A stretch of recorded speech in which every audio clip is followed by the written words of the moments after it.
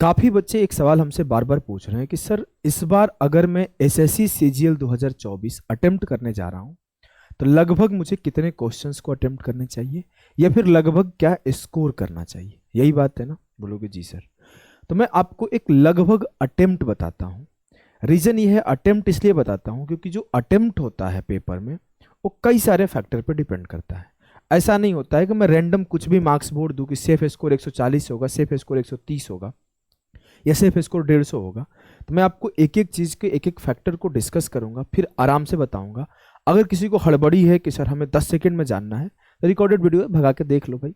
लेकिन अगर आपको चीज़ों को समझना है, एनालाइज करना है, तो आप पूरी वीडियो को ध्यान से सुनना। आखिरी में कुछ बातें और बताऊंगा, कुछ क्वेश्चंस के बारे में, कुछ क्लासेस के बारे में, उसे भी जाके आप देखना। चलो मैं बताऊं कि जो आपका अटेम्प्ट है वो टोटल 3 चीज़ों पर डिपेंड करता है। पहला कि आपका शिफ्ट कैसा है। शिफ्ट आपका इजी शिफ्ट है, मॉडरेट शिफ्ट है या फिर टफ शिफ्ट है। दूसरा आपकी एक्यूरेसी कैसी है, आप कितनी गलतियां करते हो। हम सही के ऊपर बात नहीं कर रहे हैं, हम गलती के ऊपर बात कर रहे हैं। आप 15-18 गलती कर देते हो, आप 7 से 10 के बीच में गलती करते हो, आप 3-6-5 गलती करते हो। दूसरा चीज़ है कि आपकी कैटेगरी क्या है, आप किस कैटेगरी से हो, जनरल कैटेगरी से हो, ओबीसी से हो, SC ST से हो। इस 3 फैक्टर पर डिपेंड करता है। अगर मैं बोलूं कि अगर ईजियर शिफ्ट है तो उसमें जो मार्क्स का इंक्रीज होता है वो किसी में 1 मार्क्स का होता है, किसी में 2 मार्क्स का होता है, किसी में 4 मार्क्स का होता है। एक मैंने मान लिया कि टोटल 30 शिफ्ट में पेपर हुआ, तो 30 शिफ्ट को हमने अरेंज किया हार्ड से इजी, टफ से इजी। तो 5-6 शिफ्ट होंगे जिसमें किसी में 12 बढ़ेंगे, किसी में 18 बढ़ेंगे, किसी में 14 बढ़ेंगे, किसी में 16 बढ़ेंगे। 6-8-10 शिफ्ट होंगे जिसमें मान लेते हैं किसी में 8 बढ़ेंगे, किसी में 9 बढ़ेंगे, किसी में 10 बढ़ेंगे, किसी में 11 बढ़ेंगे। और कुछ 10-12 शिफ्ट ऐसे होंगे जिसमें किसी में 2 मार्क्स बढ़ेगा, किसी में 4 मार्क्स बढ़ेगा, किसी में 5 मार्क्स बढ़ेगा। तो अगर आपका शिफ्ट ऐसा है तो उसमें आपको कुछ ना कुछ इंक्रीज होगा। शिफ्ट और एक्यूरेसी 2 चीज मैटर करता है, कैटेगरी मैटर नहीं करता। आप किसी भी कैटेगरी से हो, मेहनत आप ज्यादा करो, इस चीज को आप अपने आपको बेनिफिट मिलेगा इसका। आप ये सोचना छोड़ दो कि आपको बेनिफिट नहीं मिलेगा। कैटेगरी बेनिफिट आपको मिलेगा, लेकिन आप पहले से अपने आप को सोचोगे मैं तो इस कैटेगरी से हूँ, मुझे ये बेनिफिट मिल जाएगा, मैं कम भी पढ़ूंगा तो मेरा हो जाएगा, तो आप अपने आप को कमजोर कर रहे हो। मेरा एक फ्रेंड है, उसका नौकरी तो हो गया लेकिन अभी तक सीजीएल से नहीं हुआ।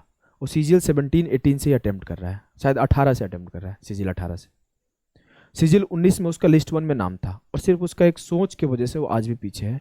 वो बोलता था मैं तो ओबीसी से हूँ, तुमसे मुझे 25 मार्क्स कम स्कोर करना पड़ेगा ओवरऑल। उस टाइम 700 के पेपर होते थे। तो ये सोच था। 20 में भी नहीं हुआ उसका, 21 में भी नहीं हुआ, 22 में हुआ भी तो पीए हुआ, और 22 में भी शायद हुआ कि नहीं हुआ याद नहीं है। अभी टीचर है। तो भाई मैं टीचर, सरकारी टीचर है, गवर्नमेंट टीचर है, प्राइवेट नहीं है। गवर्नमेंट जॉब हुआ, एमटीएस में भी हुआ। ऐसा नहीं, जो मेहनत करता है उसका हो जाता है। बस जिसका थोड़ा सोच अच्छा रहता है ना, पढ़ने पे ज़्यादा फोकस रहता है, उसको कैटेगरी बेनिफिट और इस बेनिफिट के चक्कर में नहीं रहता है, वो ज़्यादा अच्छा करता है, ज़्यादा अच्छा रैंक लाता है, होम पोस्टिंग लेता है। तो आपको पहले बताऊं कि आपको ये सोचना छोड़ देना है कि मैं इस कैटेगरी से हूँ, मैं उस कैटेगरी से हूँ। मैं जनरल कैटेगरी से था, मैं ईडब्ल्यूएस बनवा सकता था, मैं नहीं बनवाया था। मैं अपने आप को कमज़ोर नहीं किया। अब शायद आप लोग बोलोगे कि एटीट्यूड दिखा रहा था इस चक्कर में, नहीं। मेरे को लगता था कि मैं अपने आप को वीक नहीं करूँगा, थोड़ा टफनेस रहना चाहिए, स्ट्रिक्ट रहूँ खुद के ऊपर, थोड़ा ज़्यादा मेहनत करूँगा, अच्छा कर जाऊँगा। फर्स्ट चीज़, आपको कैटेगरी के बारे में नहीं सोचना है कि मैं तो जनरल से हूँ, मेरा तो कुछ नहीं होगा, मेरा नुकसान हो गया, मेरे गलत, भगवान ने क्या पाप किया था कि मैं जनरल में पैदा हो गया, ऐसा भी नहीं सोचना है। और इस बात से बहुत ज़्यादा खुश भी नहीं होना है कि मैं तो एसटी से हूँ, मुझे 40 मार्क्स कम करना पड़ेगा। दोनों बच्चे ध्यान रखें। द नेक्स्ट थिंग जो सबसे इंपॉर्टेंट हो, एक्यूरेसी है। ये इसलिए बोल रहा हूँ कि मैं अपना एक्सपीरियंस बताता हूँ आपको। 2019 सीजर हमने दिया, मेरे 130 रॉ मार्क्स आए। मैंने 15-17 क्वेश्चंस गलत बना दिए थे पेपर में। 15-17 गलत किया, जानते हो कितने मार्क्स कम हुए? जो 2-2 मार्क्स मिलते वो तो गलती हुए, साथ साथ 0.5 डिक्रीज किया, 0.5 डिक्रीज किया, तो मुझे बहुत ज़्यादा नुकसान हुआ। तो मैं अपने आप को समझा कि देखो, अटेम्प्ट कम करो लेकिन जितना अटेम्प्ट करो सही करो। ये खुद को कैसे समझाया? तो मेरा एक फ्रेंड है जो कि अभी इनकम टैक्स डिपार्टमेंट पुणे में पोस्टेड है, अनुराग नाम है। हम लोग का दोस्ती लगभग 9-10 साल हो गए, 9 साल। उस बंदे को मैं देखता था, वो 70 बनाता था, उसके 67-68 सही होते थे। उतना तो आज तक मेरा नहीं हो पाया है, आज भी मैं गलतियां करता हूँ। वो 75 बनाएगा तो उसके 70 प्लस सही होंगे, वो 80 बनाएगा तो उसके 76-77 सही होगा। इस लेवल की एक्यूरेसी वो मेंटेन करता था, तुक्का नहीं लगाता था। तो उस लेवल की एक्यूरेसी मेंटेन करना हमें लगता है थोड़ा टफ है, वैसे रेयर लोग हैं, मैं उसको ही रेयर बोलता हूँ। टैलेंटेड है, अभी यूपीएससी की तैयारी कर रहा है। लेकिन अब मैं बोलता हूं कि आप एक जनरल टारगेट तो अपनी गलतियों को दे सकते हो। मैं अपनी गलतियों को टारगेट दिया था कि मैक्सिमम मैं 1 डिजिट में गलती कर सकता हूं, मतलब 9 से ज्यादा मिस्टेक में अफोर्ड नहीं कर सकता। 9 मिस्टेक मतलब जितना अटेम्प्ट किया उसे 4.5, 9 दूना 18 और 4, 22.5 मार्क्स पीछे आ गया। अपने आप को मैं टारगेट दिया था कि अगर मान लो कि मैं 80 क्वेश्चन अटेम्प्ट किया तो 160 हो गए, 160 से 22.5 माइनस कर लेता था, तो 160 से 22.5 माइनस किया भाई तो मेरे 138.5 हो गए।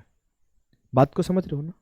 मैंने मान लियो 80 अटेम्प्ट किए, 9 गलती कर दिया तो सही किया कितना, 71, 71 दूना 142 मार्क्स मेरे हुए, और इसे 4.5 मार्क्स कम कर लूंगा, 138.5 हो गए।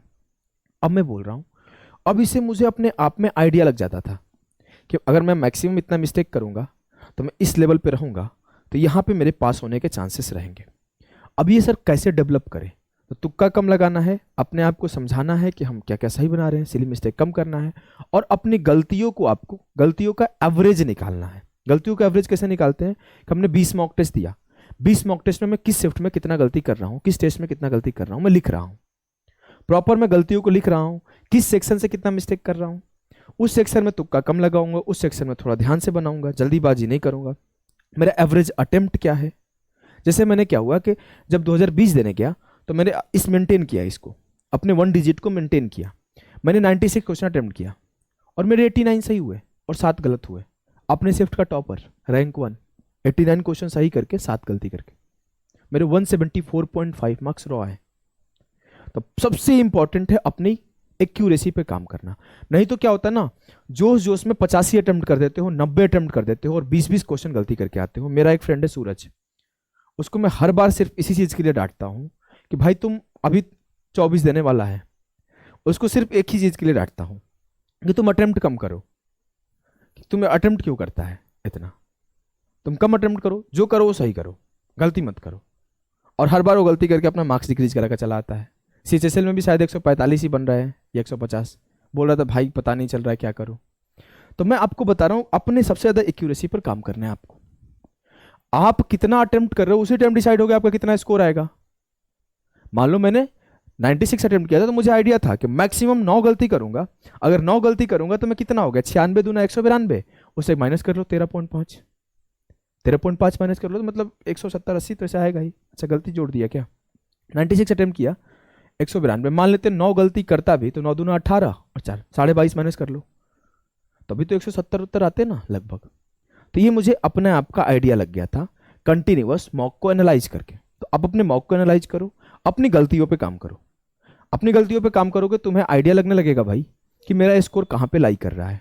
मैं ऑन एन एवरेज 80 अटेम्प्ट करता हूँ तो कितनी गलती करता हूँ, कितनी सही करता हूँ। अब हमने एनालाइज कर लिया तो मुझे आइडिया है कि मैं किस अटेम्प्ट पर कितना गलती करता हूं। एवरेज गलती निकालो, किसी में 9 होगा, किसी में 8 होगा, किसी में 7 होगा, किसी में 2 होगा, किसी में 12 होगा। एवरेज मुझे पता चल गया कि इतनी गलती करता हूं। अब मैं बात करूंगा सिर्फ अटेम्प्ट पर। सिर्फ अटेम्प्ट किस पर डिपेंड कर रहा है? शिफ्ट, एक शिफ्ट।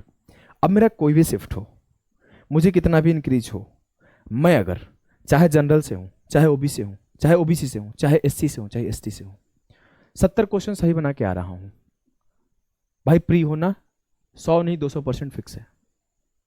70 सही कर रहा हूं तो। लेकिन अब क्या है ना, अब इस सब सेक्शन आता है कि मेरा इजी शिफ्ट था, इसका मॉडरेट था, इसका टफ था। टफ वाले में आप 60 भी सही कर दे रहे हो, गेम हो जाएगा। गलती 2-3 कर रहे हो, 4 कर रहे हो, क्यों सर?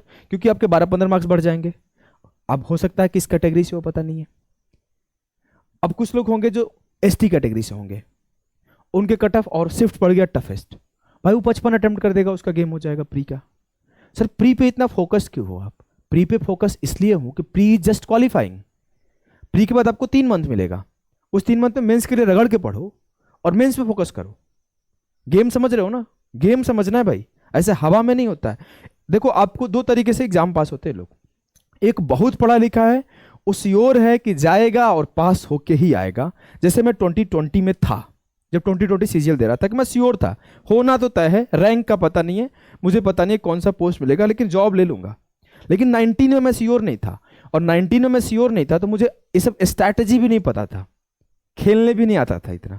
2021 देने गया, मुझे सब कुछ पता था।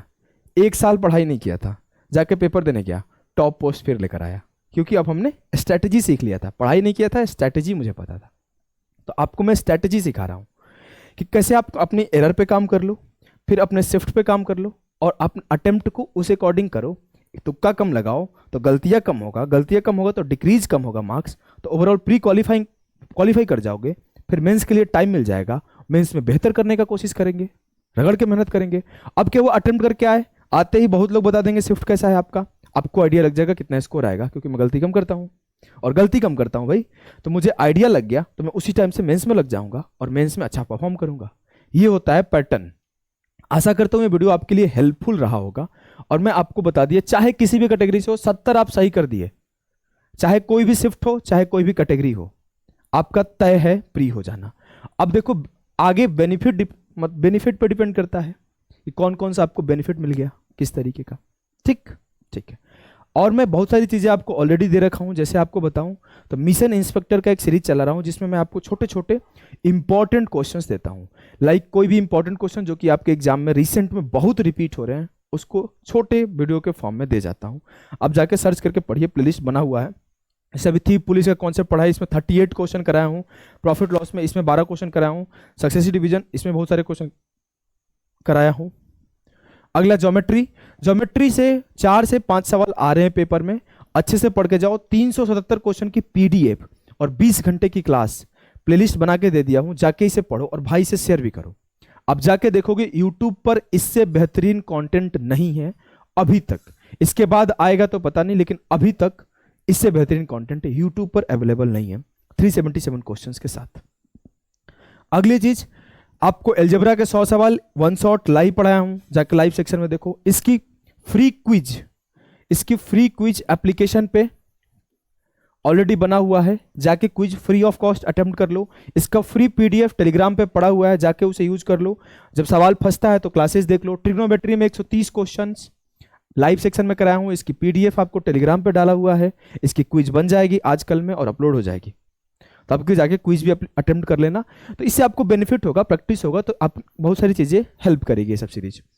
आपको कहाँ पे मिलेगा सर? मैथ्स भाई अभिषेक ओझा हमारा टेलीग्राम चैनल है, यहाँ पे जाओगे तो आपको मिल जाएगी सारी की सारी पीडीएफ। और आशा करता हूँ ये वीडियो आपके लिए बेनिफिशियल होगा, थोड़ा सा माइंडसेट को चेंज करेगा, देखने के नजरिया को बदला होगा और थोड़ा कॉन्फिडेंस बढ़ाया होगा।